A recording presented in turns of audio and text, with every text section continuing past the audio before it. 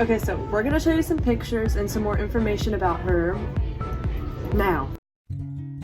Emmeline Golden was born July 14, 1858 in Manchester.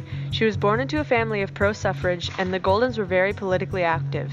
In her early teens, her mother took her to her first women's suffrage meeting. She had 3 sisters, Ava, Mary, Ada, and 5 brothers, Harold, Edmund, Walter, Herbert, and Robert.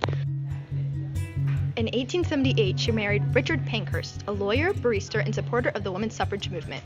He wrote the Married Women's Property Acts of 1870 and 1882.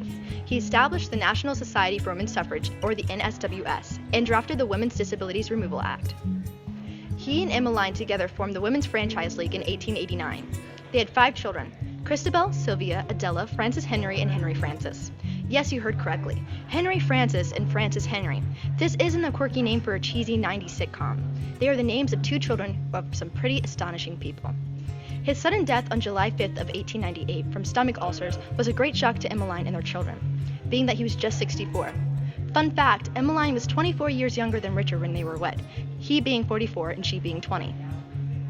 In 1903, a small gathering of British women formed the WSPU, or the Women's Social and Political Union. It started in the Pankhurst family home, where Emmeline and her 2 daughters, Christabel and Sylvia, became major leaders who dictated the activities of the organization. The WSPU became an exclusively women's organization fighting to obtain women's suffrage, by all means necessary. These women got arrested a lot for their efforts, but never gave up. Their first efforts were directed at persuading politicians to pass laws that would support women's suffrage in 1905, and their slogan was deeds, not words. The WSPU would hold protests. They believed that they must go to extremes to get attention for women's issues as long as it didn't harm civilians.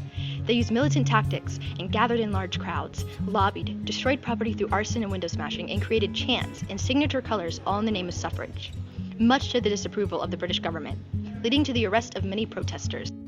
Fun tidbit, Emmeline Pankhurst was actually 5 foot, so she used to stand on chairs to yell at protest, and I think that's the funniest thing ever. She was only 5 foot, and it was insane. The suffragettes would dress in purple, representing dignity, white representing purity, and green representing hope. She got arrested a lot, along with a lot of other women, and they went on hunger strikes, and it was crazy. Emmeline, along with other women, would starve themselves while in prison. This resulted in violent force feeding. In 1913, the government passed the Cat and Mouse Act after the hunger strikes continued. This basically made it to where hunger striking prisoners were released until they grew strong again, and then they were rearrested. Emmeline broke barriers with her words along with her actions.